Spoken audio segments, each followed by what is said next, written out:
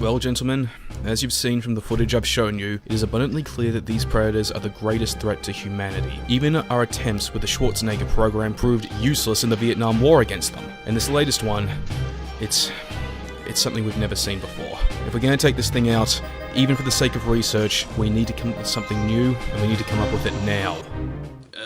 I got an idea. Well, see, I think I know a guy who can deal with the Predator. And I think he can get the job done pretty quick and quiet-like. Well, let's hear it.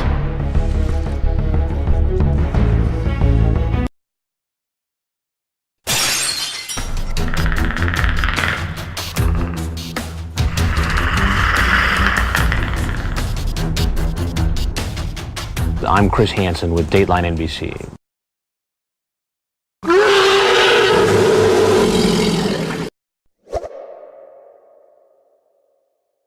The Predator, Shane Black's addition to the classic franchise established by the Schwarzenegger film of 1987.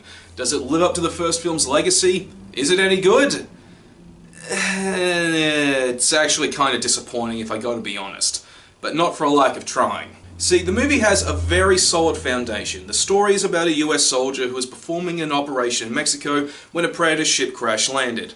He investigated, and now he's being detained by the US government, who want to find out what he knows about the Predators, when all of a sudden shit goes flying all over the place, and now he's got to try to save his son from a giant super predator.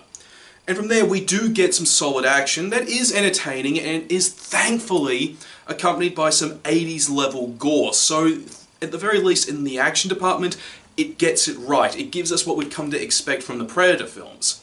And there are some likeable characters in the film, in particular the loonies, the characters accompanying the lead. But from them we do get one of the biggest problems with the movie. It's full of jokes that really are just confusing. I don't know what the director Shane Black was thinking, but there are way too many jokes in this. I mean, one minute you'll have these fun, likeable characters making all these funny jokes, then the next scene they're going to be in a situation where it's literal life and death, they can't stop for any merriment as they're being mowed down one by one, and then the next scene they're back to making one-liners and poking fun at each other. It's just jarring. But that's the least of the movie's problems. See, the movie also tries for some reason to have some message by focusing on the fact one character, the main character's kid, has autism, or by trying to really prop up this one female character as being strong and independent when it really just utterly fails. And the result is the movie feels like it's trying to be so many different things at once, even with some scenes feeling like they were shot for a completely different film or a different take. But given the reshoots that were done to this, I wouldn't be surprised if they did use some shots that were from the original version. But if I did have to say what the movie's biggest strength was, it would be the effects, because they are just amazing. Shane Black made it abundantly clear during the movie's production that there were going to be practical effects in this. And there is both practical and CGI, but the practical is what makes it so good. Like, it's the reason why the gore effects look so solid. The puppet work on the Predator is amazing. Like, you can tell it's a real person that they've just enhanced with CGI. It's not some image made on a computer that's been superimposed over it. No, it's really there and it's believable. And it's part of the reason why when the movie is fun, it is fun to watch.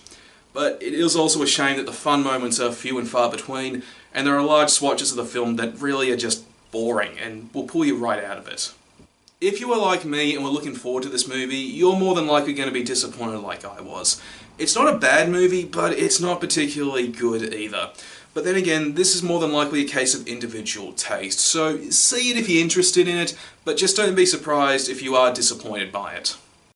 Well, I hope you guys enjoyed this review. It was nice to finally get it done, and if you really enjoyed the video, feel free to also subscribe to the channel. And up next, I'm going to have a review of Venom, and I'm also going to get started on the review for the Destiny 2 expansion, Forsaken. I'm also going to have a review of Pathfinder Kingmaker, which I supported on Kickstarter back in the day. I've got all that and more coming up, so like usual, stick around.